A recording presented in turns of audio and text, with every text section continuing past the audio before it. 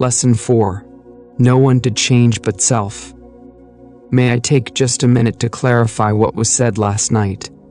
A lady felt from what I said last night that I am anti-one nation.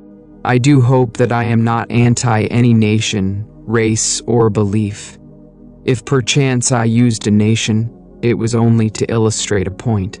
What I tried to tell you was this: we become what we contemplate. For it is the nature of love, as it is the nature of hate, to change us into the likeness of that which we contemplate. Last night I simply read a news item to show you that when we think we can destroy our image by breaking the mirror, we are only fooling ourselves. When, through war or revolution, we destroy titles which to us represent arrogance and greed, we become in time the embodiment of that which we thought we had destroyed. So today the people who thought they destroyed the tyrants are themselves that which they thought they had destroyed. That I may not be misunderstood, let me again lay the foundation of this principle. Consciousness is the one and only reality. We are incapable of seeing other than the contents of our own consciousness. Therefore, hate betrays us in the hour of victory and condemns us to be that which we condemn. All conquest results in an exchange of characteristics, so that conquerors become like the conquered foe. We hate others for the evil which is in ourselves. Races, nations, and religious groups have lived for centuries in intimate hostility, and it is the nature of hatred, as it is the nature of love, to change us into the likeness of that which we contemplate. Nations act toward other nations as their own citizens act toward each other. When slavery exists in a state, and that nation attacks another, it is with intent to enslave. When there is a fierce economic competition between citizen and citizen, then in war with another nation, the object of the war is to destroy the trade of the enemy. Wars of domination are brought about by the will of those who within a state are dominant over the fortunes of the rest. We radiate the world that surrounds us by the intensity of our imagination and feeling. But in this third-dimensional world of ours, time beats slowly, and so we do not always observe the relationship of the visible world to our inner nature. Now that is really what I meant. I thought I had said it. That I may not be misunderstood, that is my principle. You and I can contemplate an ideal and become it by falling in love with it. On the other hand, we can contemplate something we heartily dislike, and by condemning it, we will become it. But because of the slowness of time in this three-dimensional world, when we do become what we contemplated, we have forgotten that formerly we set out to worship or destroy it. Tonight's lesson is the capstone of the Bible, so do give me your attention. The most important question asked in the Bible will be found in the 16th chapter of the Gospel of St. Matthew. As you know, all of the Bible stories are your stories. Its characters live only in the mind of man. They have no reference at all to any person who lived in time and space, or to any event that ever occurred upon earth. The drama related in Matthew takes place in this manner. Jesus turns to his disciples and asks them, "Whom do men say that I, the Son of Man, am?" Matt 16:13. And they said, "Some say that thou art John the Baptist, some Elias, and others Jeremiah or one of the prophets." He saith unto them, "But whom say ye that I am?" And Simon Peter answered and said, "Thou art the Christ, the Son of the living God." And Jesus answered and said unto him, "Blessed art thou, Simon Bar-Jonah, for flesh and blood hath not revealed it unto thee, but my Father which is in heaven.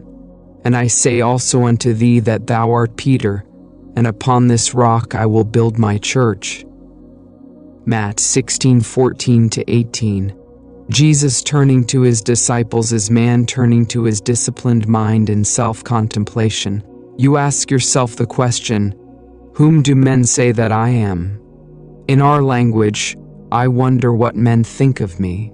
You answer, "Some say John come again, some say Elias, others say Jeremiah, and still others a prophet of old come again." It is very flattering to be told that you are, or that you resemble, the great men of the past, but enlightened reason is not enslaved by public opinion.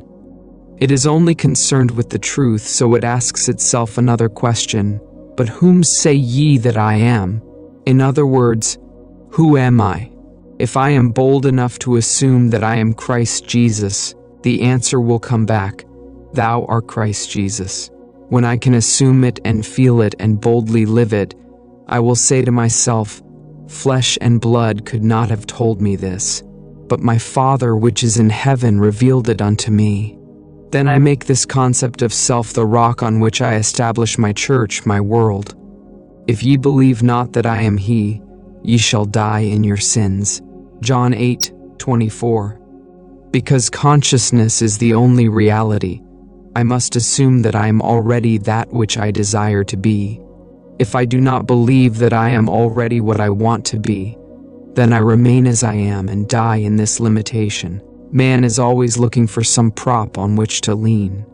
He is always looking for some excuse to justify failure. This revelation gives man no excuse for failure. His concept of himself is the cause of all the circumstances of his life. All changes must first come from within himself, and if he does not change on the outside, it is because he has not changed within. But man does not like to feel that he is solely responsible for the conditions of his life. From that time many of his disciples went back and walked no more with him. Then said Jesus unto the 12, Will ye also go away? Then Simon Peter answered him, Lord, to whom shall we go?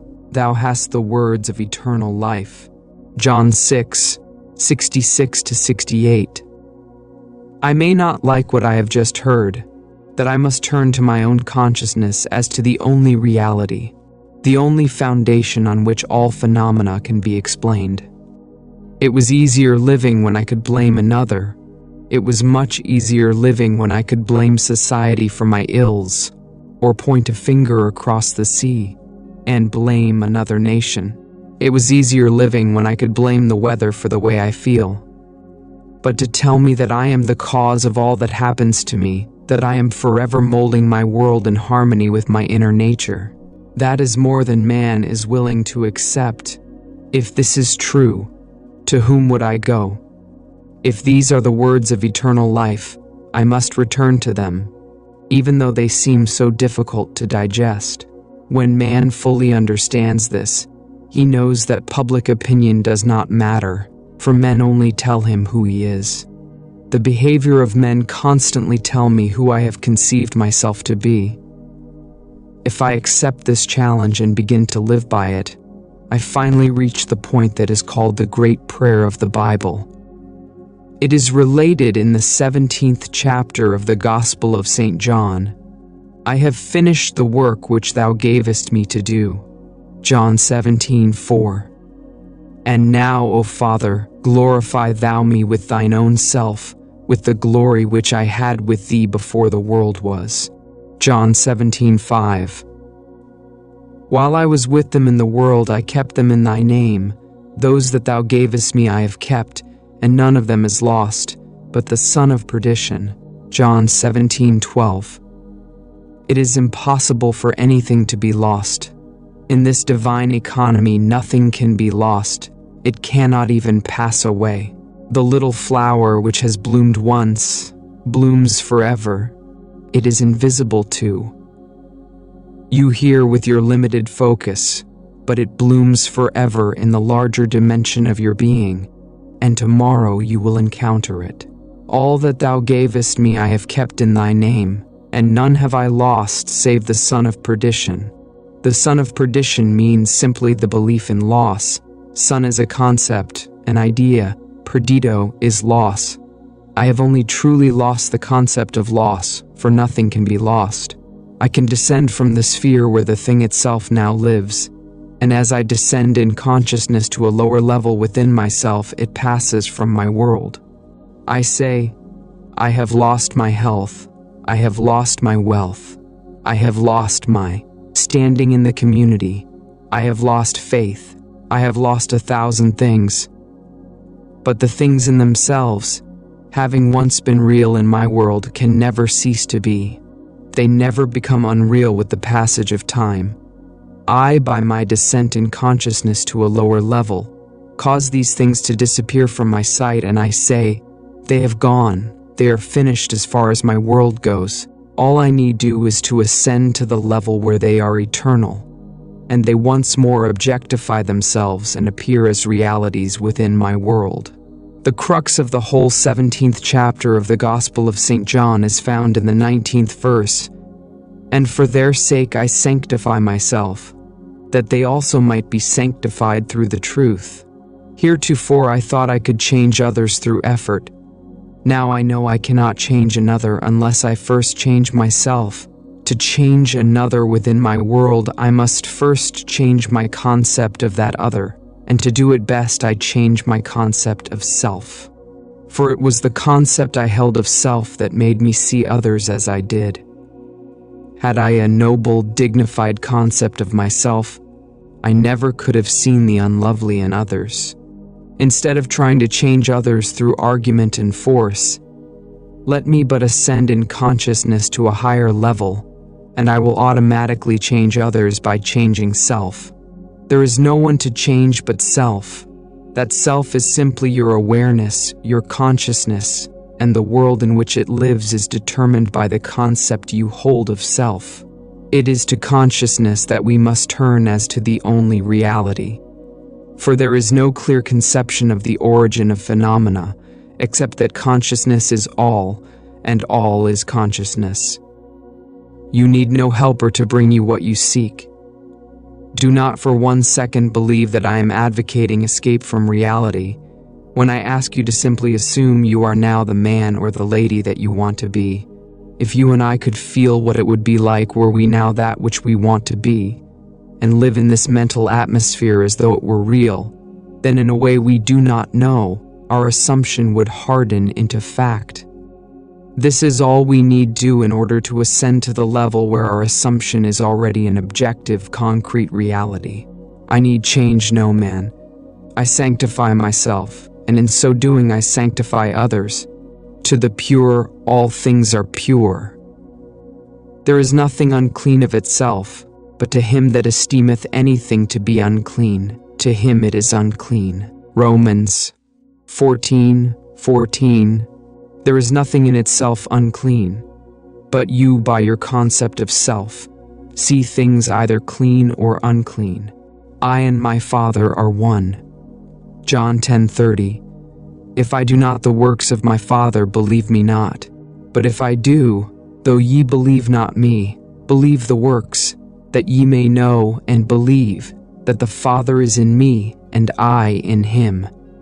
John 10:37-38. He made himself one with God and thought it not strange or robbery to do the works of God. You always bear fruit in harmony with what you are. It is the most natural thing in the world for a pear tree to bear pears, an apple tree to bear apples, and for man to mold the circumstances of his life in harmony with his inner nature. I am the vine, ye are the branches. John 15:5. A branch has no life, save it be rooted in the vine. All I need do to change the fruit is to change the vine. You have no life in my world save that I am conscious of you. You are rooted in me, and like fruit, you bear witness of the vine that I am.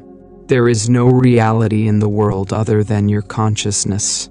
Although you may now seem to be what you do not want to be, all you need do to change it, and to prove the change by circumstances in your world, is to quietly assume that you are that which you now want to be, and in a way you do not know you will become it. There is no other way to change this world. I am the way. My I amness, my consciousness is the way by which I change my world. As I change my concept of self, I change my world. When men and women help or hinder us, they only play the part that we, by our concept of self, wrote for them, and they play it automatically. They must play the parts they are playing because we are what we are. You will change the world only when you become the embodiment of that which you want the world to be. You have but one gift in this world that is truly yours to give, and that is yourself. Unless you yourself are that which you want the world to be, you will never see it in this world. Except ye believe not that I am He, ye shall die in your sins. John 8:24. Do you know that no two in this room live in the same world? We are going home to different worlds tonight. We close our doors on entirely different worlds.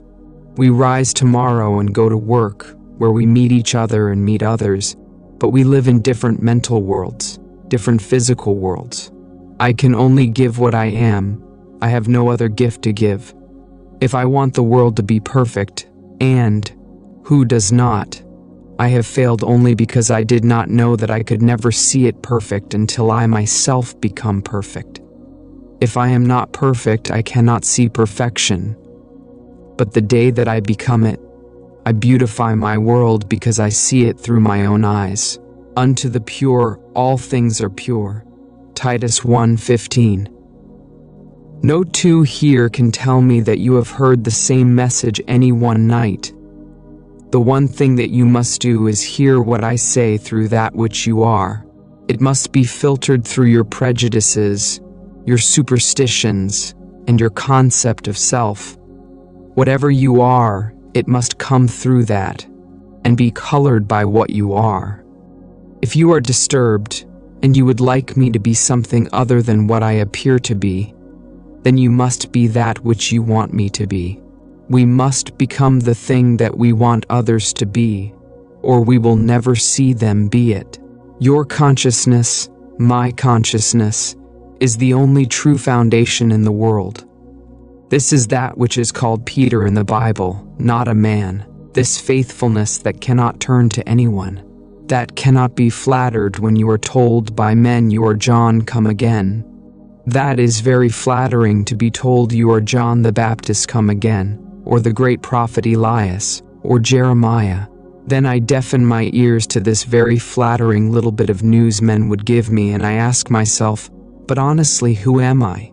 If I can deny the limitations of my birth, my environment, and the belief that I am but an extension of my family tree, and feel within myself that I am Christ, and sustain this assumption until it takes a central place and forms the habitual center of my energy, I will do the works attributed to Jesus. Without thought or effort, I will mold a world in harmony with that perfection which I have assumed and feel springing within me.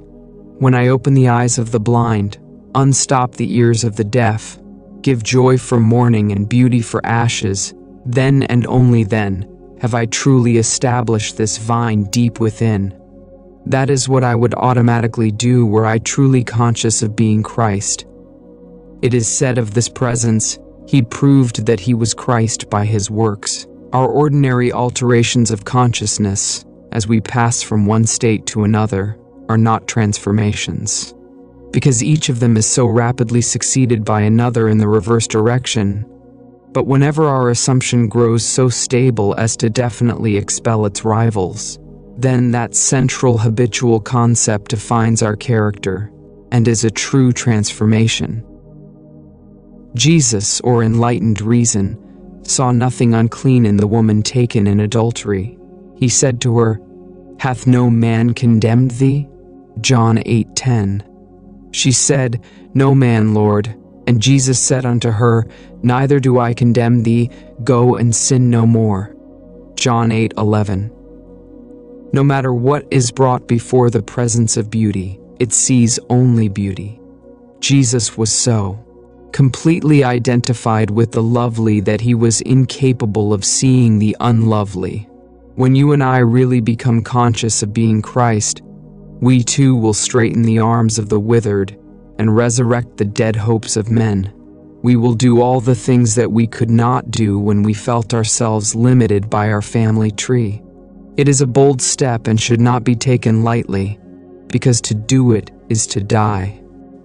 John, the man of 3 dimensions, is beheaded, or loses his three-dimensional focus that Jesus, the fourth-dimensional self, may live. Any enlargement of our concept of self involves a somewhat painful parting with strongly rooted hereditary conceptions. The ligaments are strong that hold us in the womb of conventional limitations. All that you formerly believed, you no longer believe. You know now that there is no power outside of your own consciousness. Therefore, you cannot turn to anyone outside of self. You have no ears for the suggestion that something else has power in it. You know the only reality is God, and God is your own consciousness. There is no other God. Therefore, on this rock, you build the everlasting church, and boldly assume you are this divine being, self-begotten because you dared to appropriate that which was not given to you in your cradle. A concept of self not formed in your mother's womb. A concept of self conceived outside of the offices of man. The story is beautifully told us in the Bible using the two sons of Abraham, one the blessed, Isaac, born outside of the offices of man, and the other, Ishmael, born in bondage. Sarah was much too old to beget a child, so her husband Abraham went in unto the bondservant Hagar, the pilgrim, and she conceived of the old man, and bore him a son called Ishmael. Ishmael's hand was against every man, and every man's hand against him. Every child born of woman is born into bondage, born into all that his environment represents, regardless of whether it be the throne of England, the White House, or any great place in the world. Every child born of woman is personified as this Ishmael, the child of Hagar. But asleep in every child is the blessed Isaac, who is born outside of the offices of man, and is born through faith alone. This second child has no earthly father. He is self-begotten. What is the second birth? I find myself man. I cannot go back into my mother's womb, and yet I must be born a second time. Except a man be born again, he cannot enter the kingdom of God. John 3:3. I quietly appropriate that which no man can give me, no woman can give me. I dare to assume that I am God. This must be of faith. This must be of promise. Then I become the blessed. I become Isaac. As I begin to do the things that only this presence could do, I know that I am born out of the limitations of Ishmael, and I have become heir to the kingdom. Ishmael could not inherit anything, although his father was Abraham, or God. Ishmael did not have both parents of the godly. His mother was Hagar the bondwoman, and so he could not partake of his father's estate. You are Abraham and Sarah, and contained within your own consciousness, there is one waiting for recognition. In the Old Testament it is called Isaac, and in the New Testament it is called Jesus, and it is born without the aid of man. No man can tell you that you are Christ Jesus. No man can tell you and convince you that you are God. You must toy with the idea and wonder what it would be like to be God. No clear conception of the origin of phenomena is possible except that consciousness is all, and all is consciousness. Nothing can be evolved from man that was not potentially involved in his nature. The ideal we serve and hope to attain could never be evolved from us, were it not potentially involved in our nature. Let me now retell and emphasize an experience of mine printed by me 2 years ago under the title, The Search.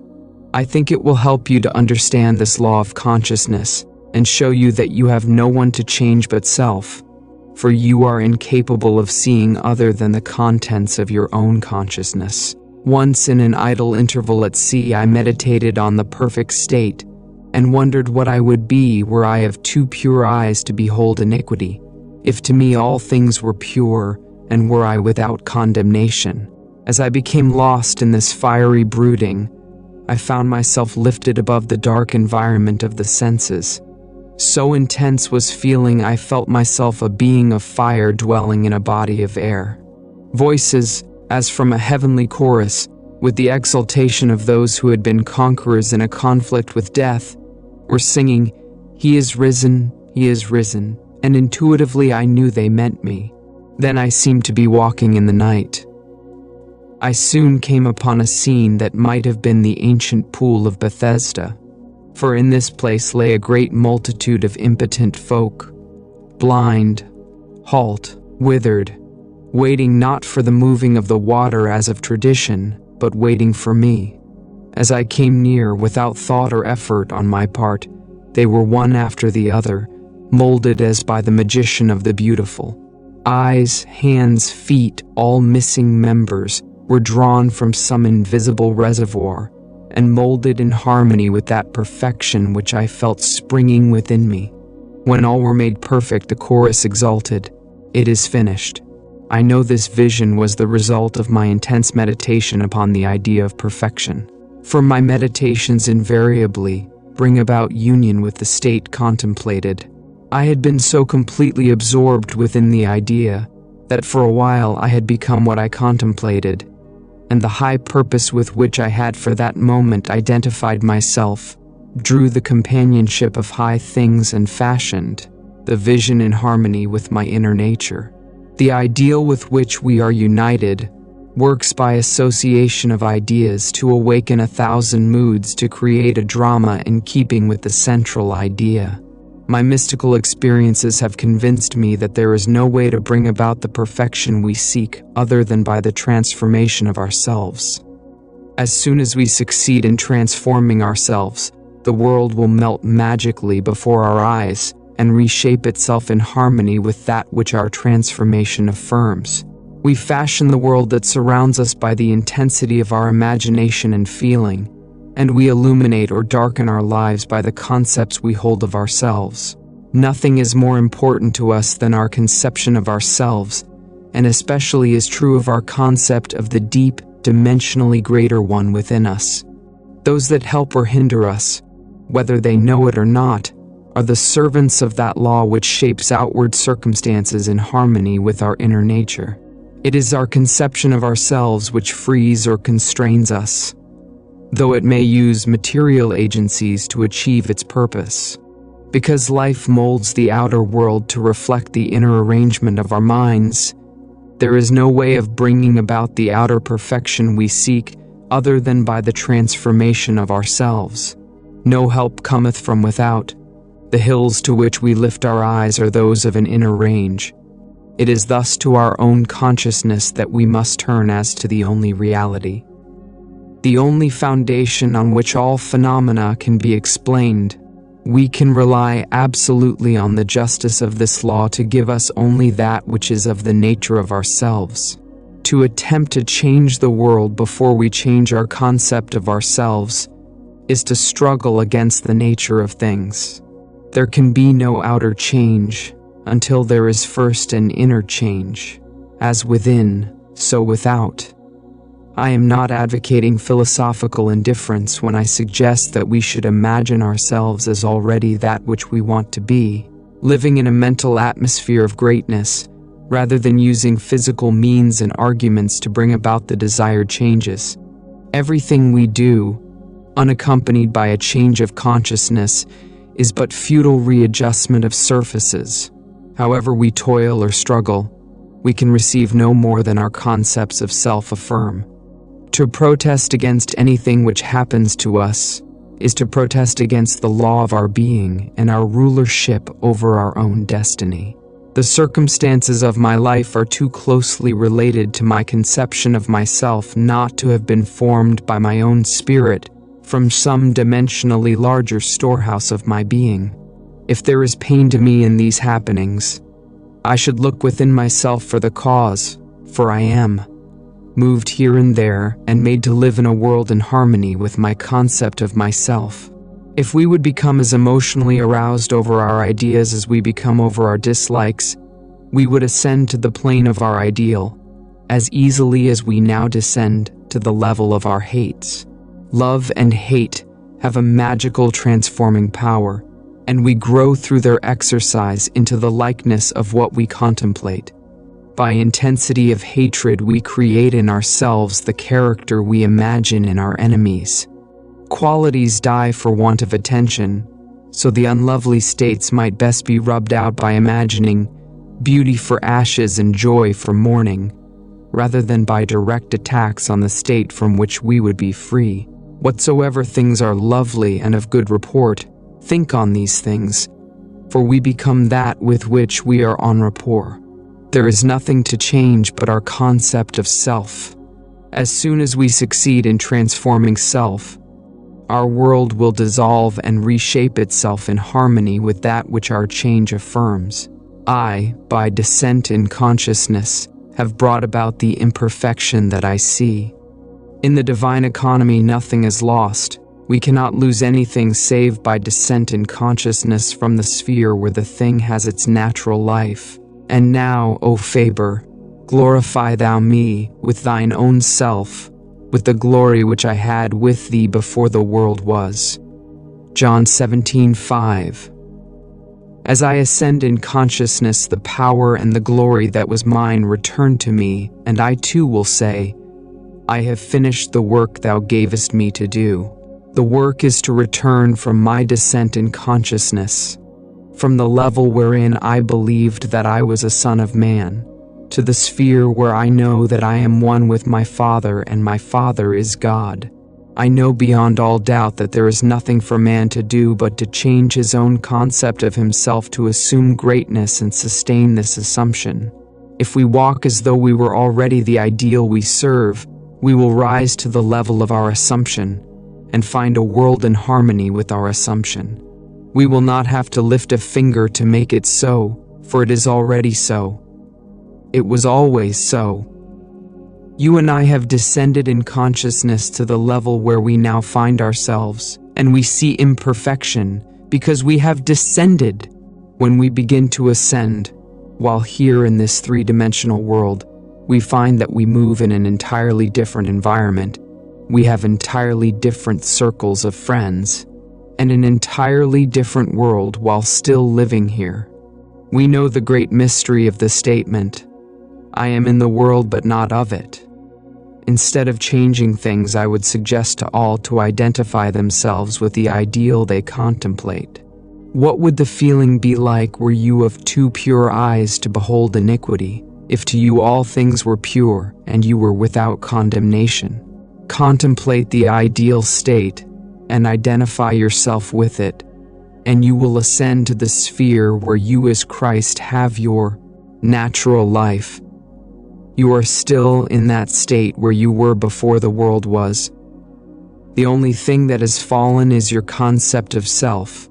You see the broken parts which really are not broken. You are seeing them through distorted eyes, as though you were in one of those peculiar amusement galleries where a man walks before a mirror and he is elongated, yet he is the same man. Or he looks into another mirror and he is all big and fat. These things are seen today because man is what he is. Toy with the idea of perfection. Ask no man to help you, but let the prayer of the 17th chapter of the Gospel of St. John be your prayer. Appropriate the state that was yours before the world was. Know the truth of the statement, none have I lost save the son of perdition. Nothing is lost in all my holy mountain. The only thing that you lose is the belief in loss or the son of perdition. And for their sake I sanctify myself, that they also might be sanctified through the truth. John 17:19. There is no one to change but self. All you need do to make men and women holy in this world is to make yourself holy. You are incapable of seeing anything that is unlovely when you establish within your own mind's eye the fact that you are lovely. It is far better to know this than to know anything else in the world. It takes courage, boundless courage, because many this night, after having heard this truth, will still be inclined to blame others for their predicament. Man finds it so difficult to turn to himself, to his own consciousness as to the only reality. Listen to these words, no man can come to me, except the Father which hath sent me draw him. John 6:44. I and my Father are one. A man can receive nothing except it be given him from heaven. John 3:27. Therefore doth my Father love me, because I lay down my life, that I might take it again. No man taketh it from me, but I lay it down of myself. You did not choose me, I have chosen you. My concept of myself molds a world in harmony with itself, and draws men to tell me constantly by their behavior who I am. The most important thing in this world to you is your concept of self. When you dislike your environment, the circumstances of life and the behavior of men, ask yourself, who am I? It is your answer to this question is the cause of your dislikes. If you do not condemn self, there will be no man in your world to condemn you. If you are living in the consciousness of your ideal, you will see nothing to condemn. To the pure, all things are pure. Now I would like to spend a little time making as clear as I can what I personally do when I pray, what I do when I want to bring about changes in my world. You will find it interesting, and you will find that it works. No one here can tell me they cannot do it.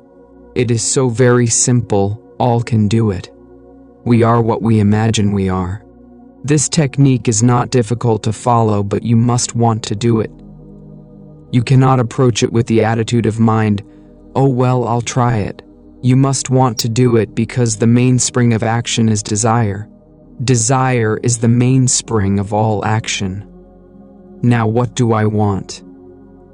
I must define my objective. For example, suppose I wanted now to be elsewhere. This very moment I really desire to be elsewhere. I need not go through the door, I need not sit down.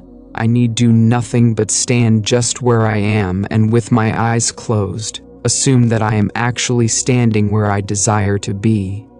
Then I remain in this state until it has the feeling of reality. Were I now elsewhere, I could not see the world as I now see it from here. The world changes in its relationship to me as I change my position in space.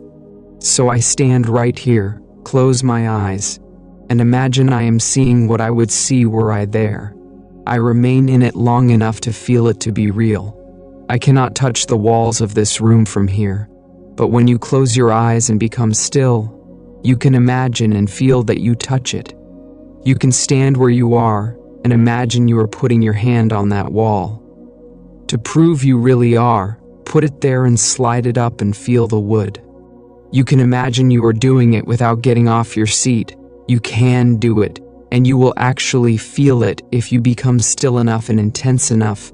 I stand where I am, and I allow the world that I want to see and to enter physically to come before me as though I were there now.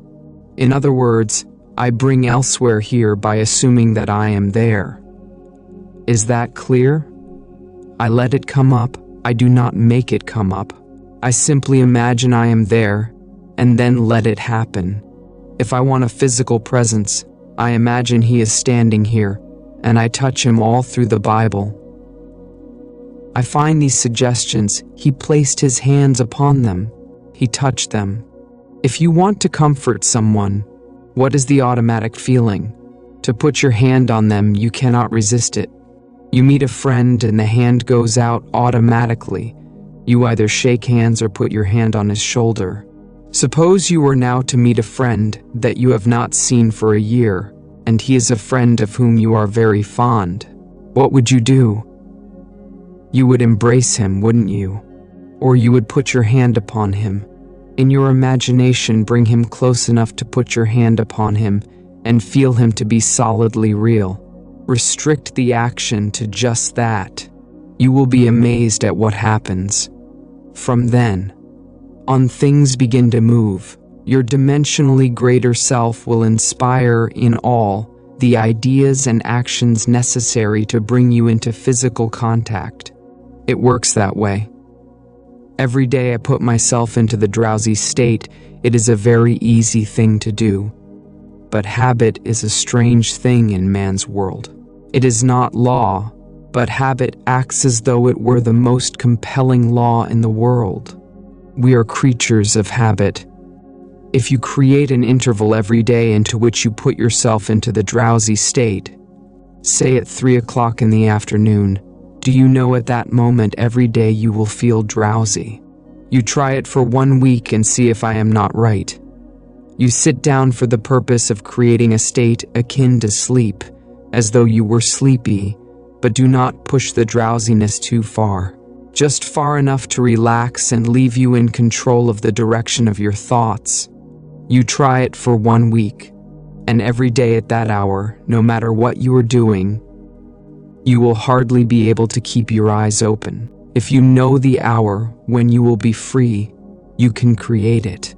I would not suggest that you do it lightly, because you will feel very, very sleepy, and you may not want to. I have another way of praying. In this case, I always sit down and I find the most comfortable armchair imaginable, or I lie flat on my back and relax completely. Make yourself comfortable.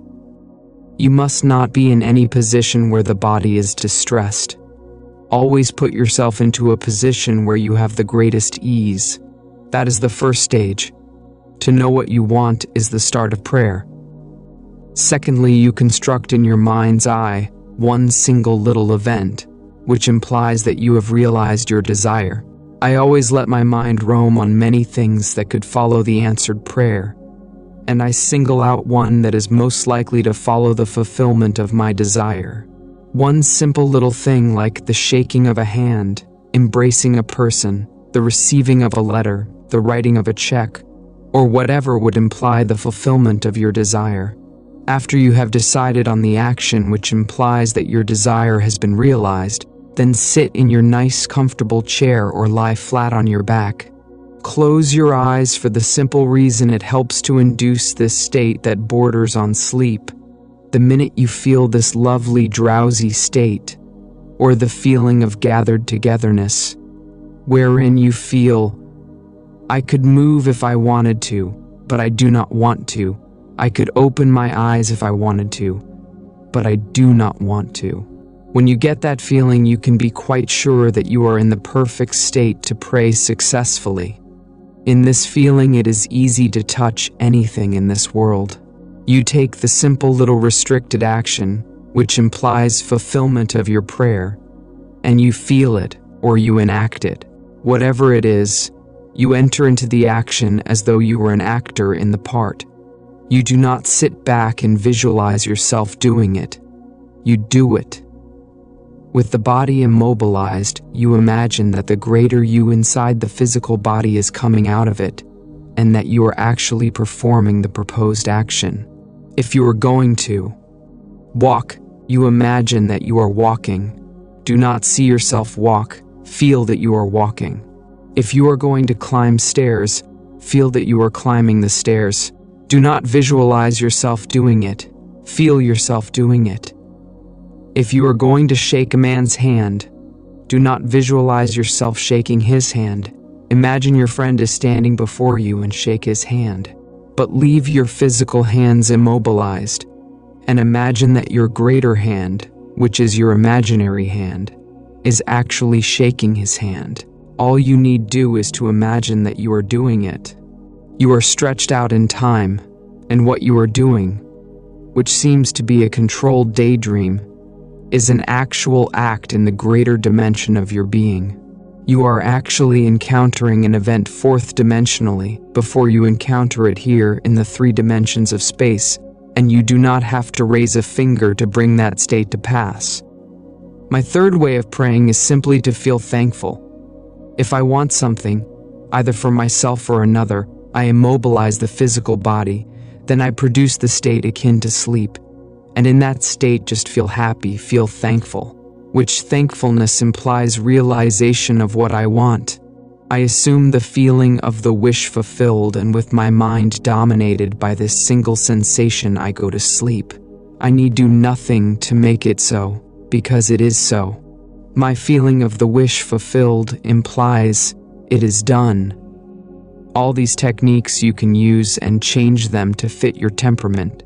But I must emphasize the necessity of inducing the drowsy state where you can become attentive without effort. A single sensation dominates the mind if you pray successfully. What would I feel like now, were I what I want to be? When I know what the feeling would be like, I then close my eyes and lose myself in that single sensation, and my dimensionally greater self then builds a bridge of incident to lead me from this present moment to the fulfillment of my mood.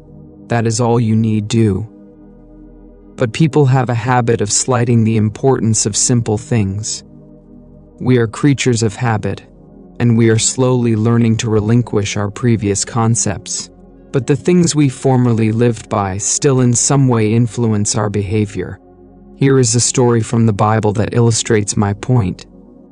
It is recorded that Jesus told his disciples to go to the crossroads, and there they would find a colt, a young colt not yet ridden by a man, to bring the colt to him, and if any man ask, "Why do you take this colt?" say, "The Lord has need of it." They went to the crossroads and found the colt, and did exactly as they were told. They brought the unbridled ass to Jesus, and he rode it triumphantly into Jerusalem.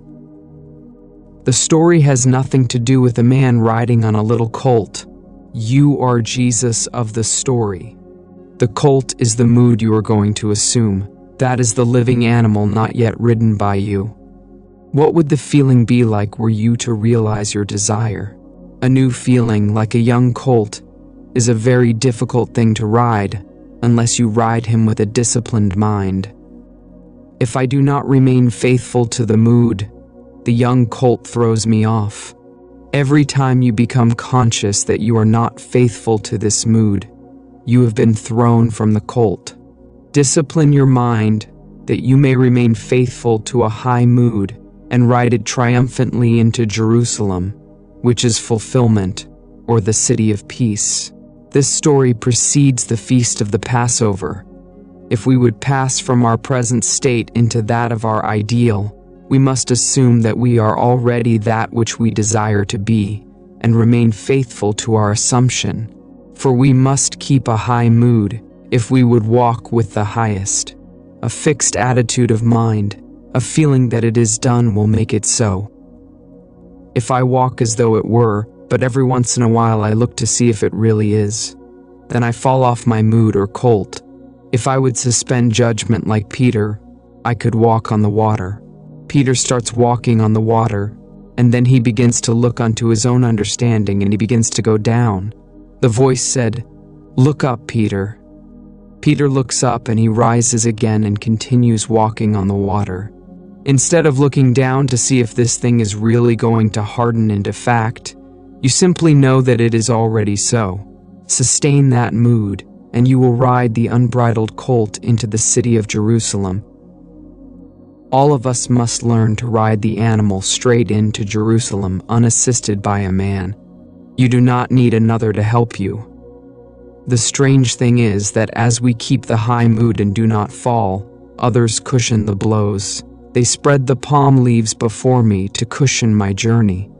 I do not have to be concerned. The shocks will be softened as I move into the fulfillment of my desire. My high mood awakens in others the ideas and actions which tend towards the embodiment of my mood. If you walk faithful to a high mood, there will be no opposition and no competition. The test of a teacher or a teaching is to be found in the faithfulness of the taught. I am leaving here on Sunday night. Do remain faithful to this instruction. If you look for causes outside the consciousness of man, then I have not convinced you of the reality of consciousness. If you look for excuses for failure, you will always find them, for you find what you seek. If you seek an excuse for failure, you will find it in the stars, in the numbers, in the teacup, or most any place. The excuse will not be there, but you will find it to justify your failure. Successful business and professional men and women know that this law works. You will not find it in gossip groups, but you will find it in courageous hearts. Man's eternal journey is for one purpose, to reveal the Father. He comes to make visible his Father, and his Father is made visible in all the lovely things of this world. all the things that are lovely, that are of good report, ride these things, and have no time for the unlovely in this world, regardless of what it is.